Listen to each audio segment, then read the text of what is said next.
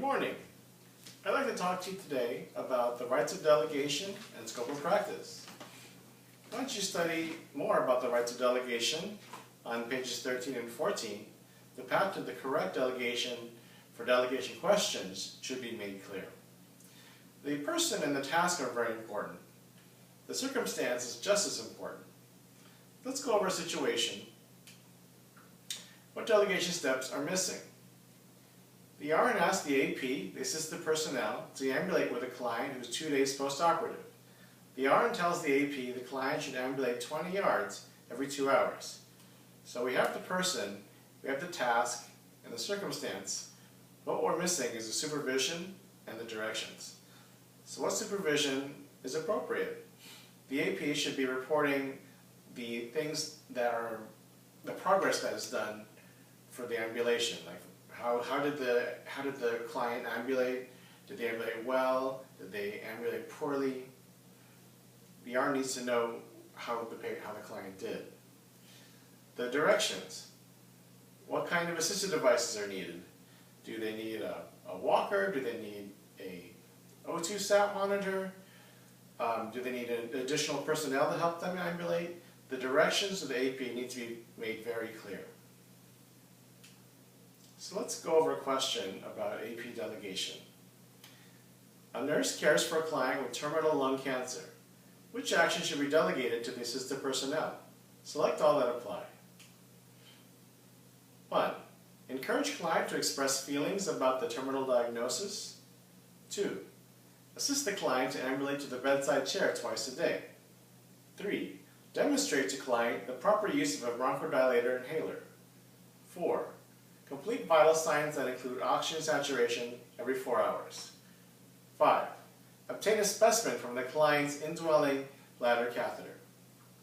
So go ahead and select the correct answers for AP delegation.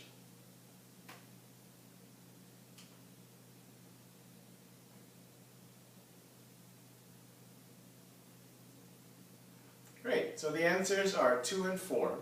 So let's go over these. Number 1, expressing feelings. APs are not trained to do therapeutic communication, only RNs. So what's appropriate therapeutic communication? These include open-ended statements, like, tell me more about your situation. So number 2 is a specific delegation. It's appropriate for the AP. Assisting to ambulate to the bedside chair is certainly appropriate. The frequency is given, so it's very specific. It's good delegation. Number 3 is about teaching. Only the RNs can do teaching. The APs cannot be teaching the clients. Number 4 is very specific. Gives a duration every 4 hours. The task is appropriate for the AP. Vital signs, they can certainly do that. So number 5 is specimen collection in a closed system. This is a sterile procedure. The AP scope of practice does not include that. Only the RNs and the LPN. So indwelling bladder catheter, that's actually a Foley catheter. But since the NCLEX is given internationally, they use generic terms, so that way everyone's understanding what they're getting at. Next question. This is about PN delegation. A nurse cares for a group of clients on a medical surgical unit. Which client should be delegated to the PN? Select all that apply. Client with newly diagnosed diabetes mellitus type 2, facial lacerations and a subdural hematoma, bronchitis receiving bronchodilator treatments, exacerbation of myasthenia gravis admitted 3 hours ago. 5. Advanced regular diet 2 days post-operative cholecystectomy. So go ahead and answer these.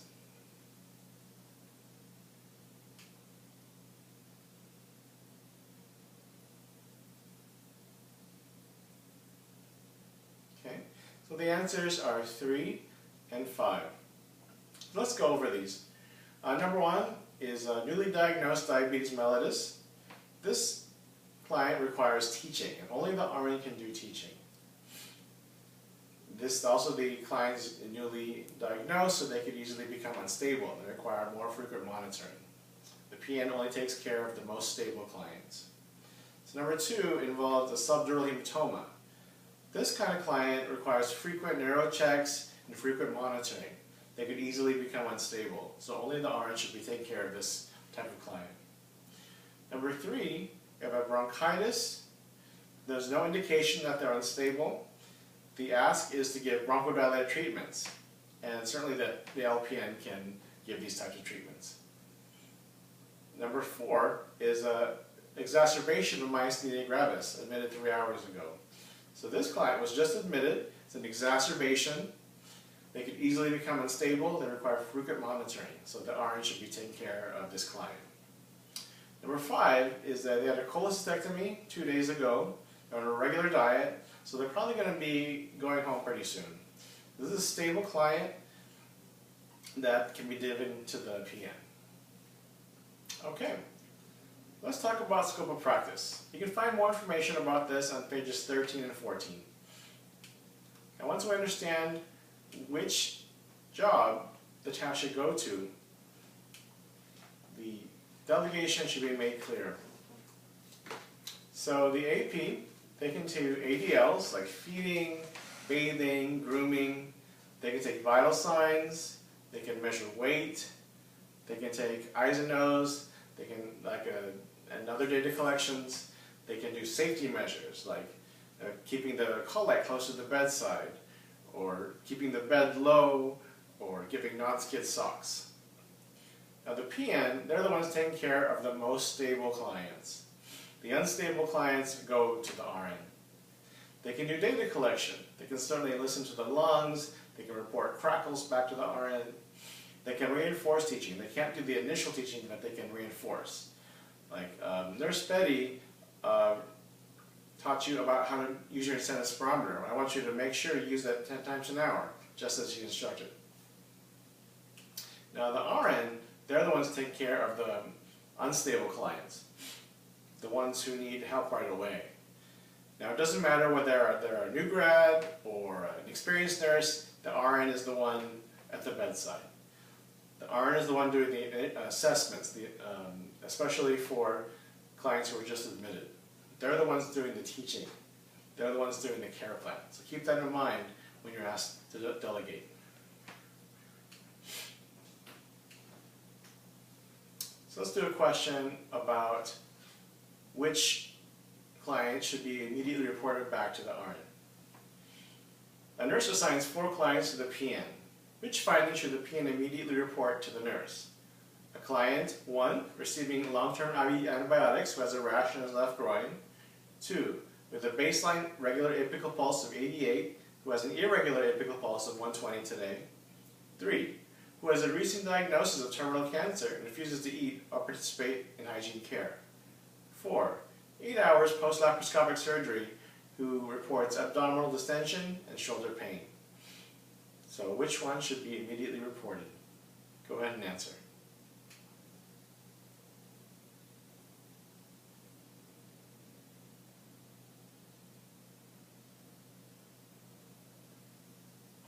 Okay, the answer is number 2. Let's go over these choices. Number 1, you see a rash, so you might think anaphylaxis. But if you read carefully, this is a long-term IV antibiotic.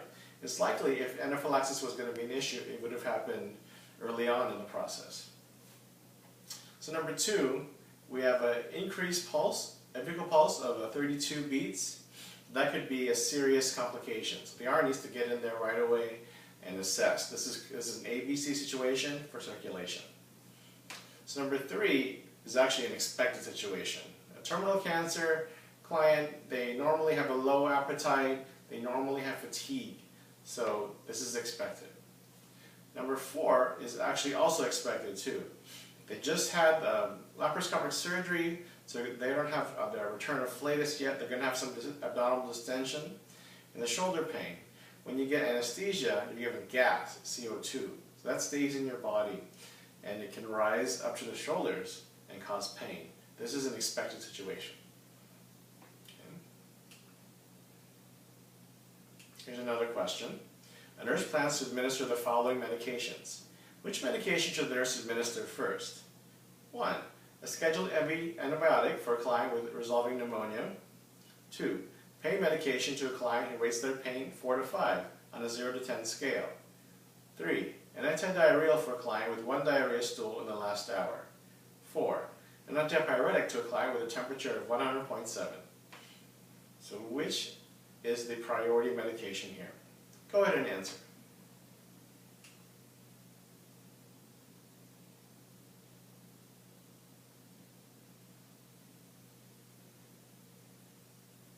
Great, almost all of you picked number 1. Well, let's go over this question.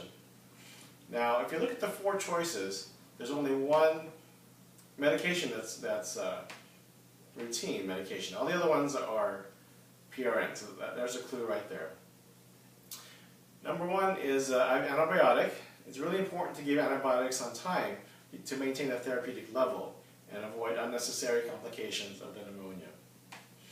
Number 2, we have a 4 to 5 pain, and we can certainly medicate with that level if it's indicated by the provider. But that's not severe pain, so that's not going to be the priority at this compared to the other choices. Number 3, we have a 1 diarrhea stool in the last hour. So that's not quite a pattern yet. You need to have at least more than 1 diarrhea to have a pattern. It's not a priority right now. So we have number 4, temperature of 100.7. Typically we start medicating with antipyretics at 101 for adults. For peds and especially neonates, we'll start at a lower temperature, 100, in order to avoid sepsis. So we went over the rights of delegation and we went over scope of practice. So remember to review these carefully, because once you understand the principles behind these should lead you to the correct answer and success on the NCLEX. Thank you very much.